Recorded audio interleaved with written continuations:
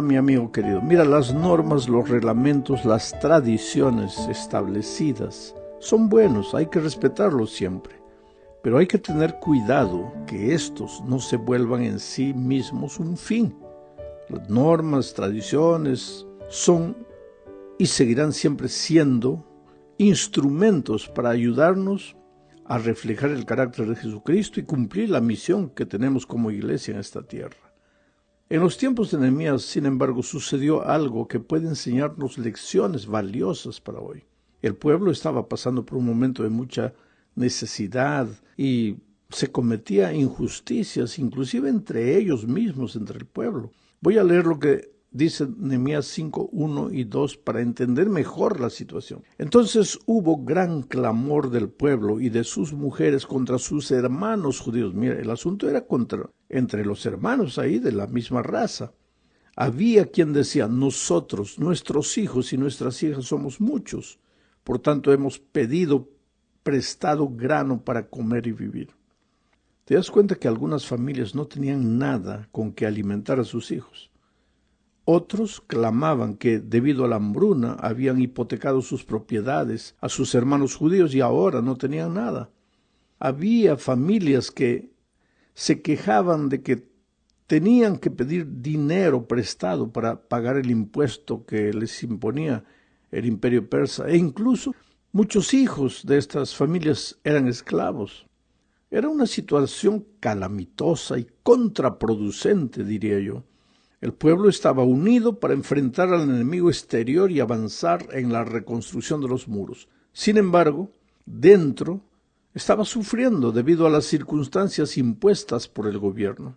El imperio persa, un imperio conquistador, exigía un impuesto alto. Los hombres e incluso las mujeres estaban empeñados en defenderse del enemigo y casi no tenían tiempo para trabajar para atender sus propias necesidades. Y para remate hubo un tiempo de hambruna que llegó al pueblo. Poca cosecha, poco fruto de la tierra, mucha necesidad. Para remate todavía, siempre hubo personas de dinero. Entre los israelitas también había gente de dinero. Y estos pocos se aprovechaban de la situación para prestar dinero a los más pobres y después cobrarles intereses altos, llevando las familias a la bancarrota económica. Ese era el estado crítico del pueblo en los días de Nehemías. Y claro, las familias se quejaron. Pero la verdad es que no había nada de errado en que las personas que tuvieran dinero prestaran a las que no tuvieran. Eso la tradición judía, las leyes judías permitían, siempre que el interés fuera justo. Lo que sucedía en aquel entonces es que la tradición de prestar se había convertido en un instrumento de explotación y eso estaba completamente errado. Quiere decir, cuando se estableció la tradición de prestar dinero, se lo hacía con el fin de ayudar a personas necesitadas. Pero ese mismo instrumento que podría ser usado para el bien ahora estaba siendo usado para el mal, cuando se le imponía un interés abusivo. En la segunda parte de este estudio veremos la reacción de Nehemías delante de todo esto. Cuando el pueblo reclamó, se quejó lo que estaba sucediendo. Leamos lo que dice Nehemías capítulo 5, versículos 6 al 8. Cuando escuché sus quejas, me enojé mucho, pero reflexioné acerca de lo que iba a decir. Luego convoqué a los hombres importantes y a los oficiales del templo y les dije, ¿son capaces de exigir altos intereses de sus hermanos? Y también les dije, de acuerdo con nuestras posibilidades, nosotros rescatamos a nuestros hermanos judíos que habían sido vendidos como esclavos a otros pueblos. Y ustedes se atreven a vender a sus propios hermanos entre nosotros mismos. Y sabes que los líderes no supieron responder, se quedaron calladitos. Nehemías no solo se enfadó, sino que se indignó, dice la Escritura. Pero tomó tiempo para pensar bien. Y esto es algo que todos necesitamos aprender. No es bueno hablar bajo los efectos del enojo, de la indignación. Generalmente cuando se habla en un momento de ira, de enojo, se dice lo que no conviene. Tal vez no necesariamente por lo que se dice, sino por la forma en que se dice. Pero después de pensar y meditar en el asunto, Nehemías dijo lo que tenía que decir y lo dijo más calmo, pero lo dijo, y en público, porque el problema había sido presentado en público. En público, Nehemías expuso la conducta injusta de algunos de sus compatriotas, sin medias tintas, pero sereno, ya no en la hora del enojo. Ahora, alguien podría decir que el cristiano no debería enfadarse como Nehemías se hizo, no debería enojarse. Recordemos incluso que el apóstol Pablo escribió en Efesios 4:26, airaos, pero no pequéis. Hay que tener en cuenta las razones para el enfado de Nehemías.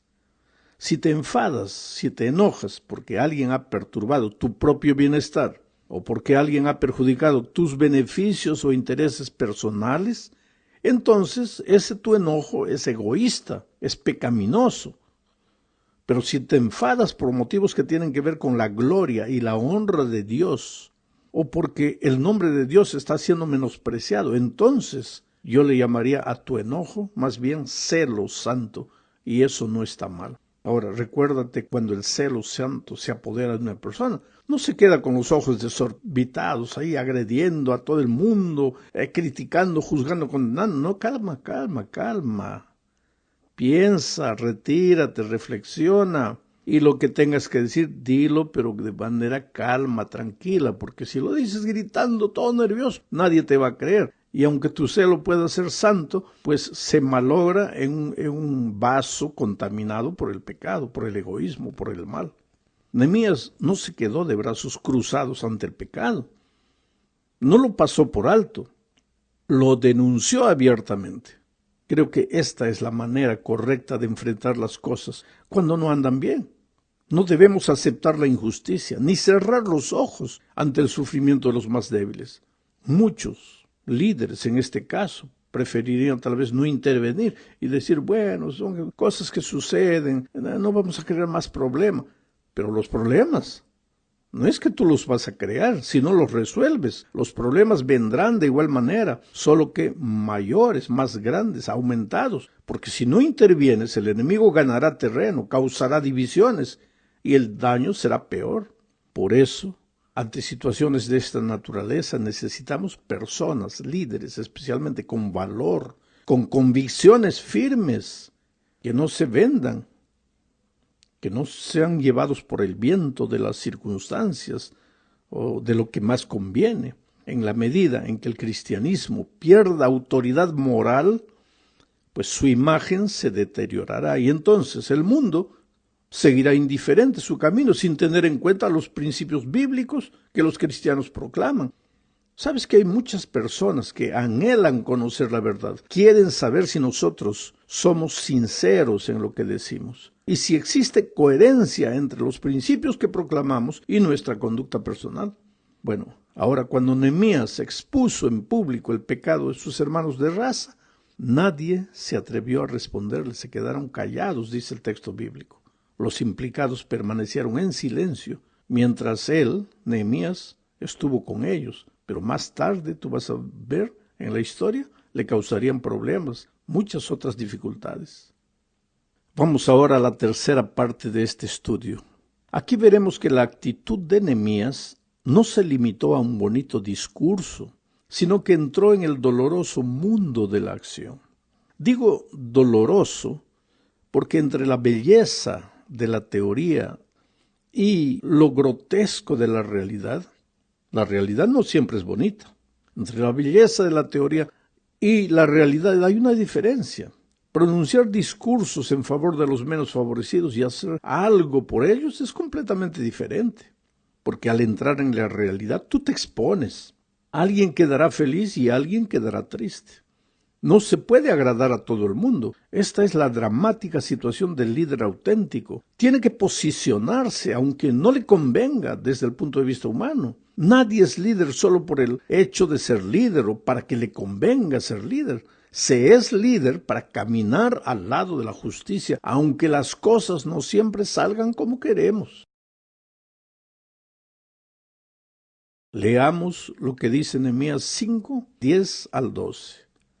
Mis hermanos y yo Mira, ese yo es clave. Él se identifica con sus hermanos. Mis hermanos y yo también les hemos prestado dinero y grano para que ellos puedan sobrevivir.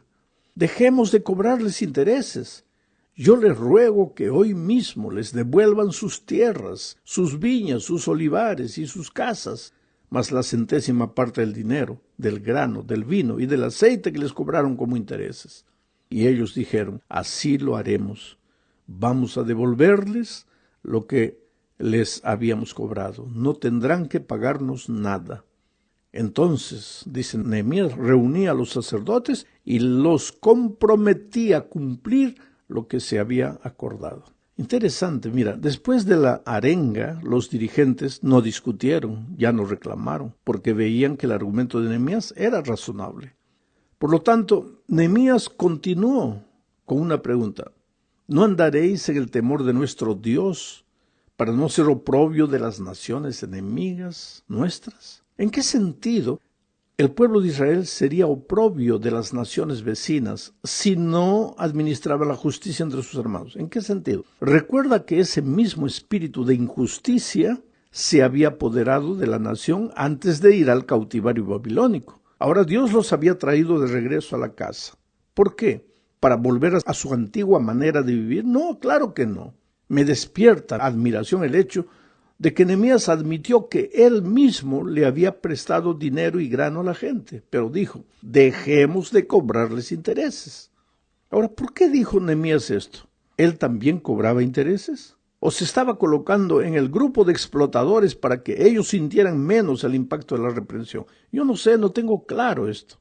Recuerda que la ley de Moisés permitía prestar dinero y hasta recibir tierras en empeño. El problema es que esos intereses estaban siendo abusivos y en tiempos de Nehemías, pues la cosa no se veía bien desde ningún punto de vista. Entonces, Nehemías confirmó la ley que prohibía esta práctica abusiva del préstamo con sus hermanos hebreos y declaró que bajo el mandato de él como gobernador le gustaría que fueran solícitos unos con otros, que se ayudaran mutuamente. Estaban reconstruyendo los muros, se estaban defendiendo del enemigo. Tenía que haber unidad interna para que el enemigo no pudiera atacarlos.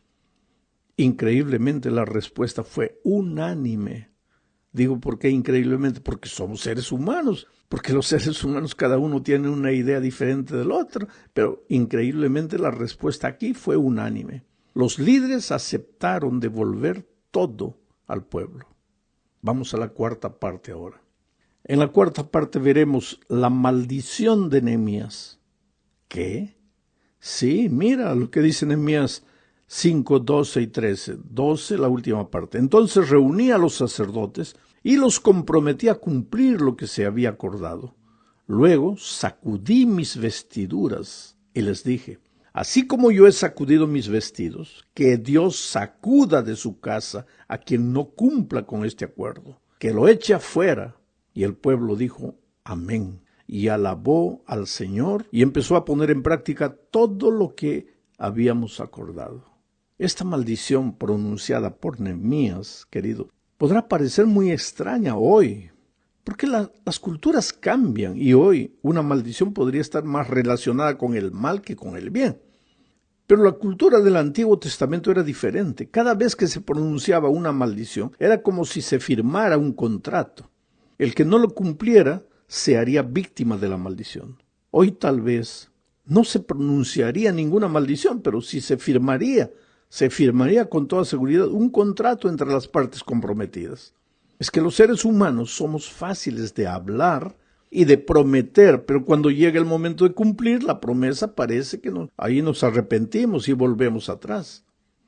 La Biblia enfatiza la seriedad de la palabra del cristiano. El propio Señor Jesús dijo en Mateo 5:37, pero sea vuestro hablar sí, sí, no, no, porque lo que es más de esto, de mal procede.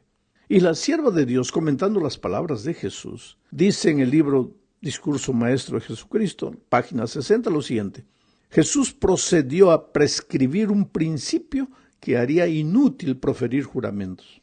Enseña que la ley del hablar debería ser la verdad exacta. sea vuestro hablar sí, sí, no, no, porque lo que es más de esto, de mal procede. Estas palabras, dice la sierva de Dios, condenan todas las frases e interjecciones insensatas que rayan en la profanidad. Condenan los cumplidos engañosos, el evadir la verdad, las frases lisonjeras, las exageraciones, las falsedades en el comercio, los cuales son moneda corriente en la sociedad y en el mundo de los negocios, y enseñan que nadie puede llamarse veraz si trata de aparentar lo que no es, o si sus palabras no expresan el verdadero sentimiento de su corazón.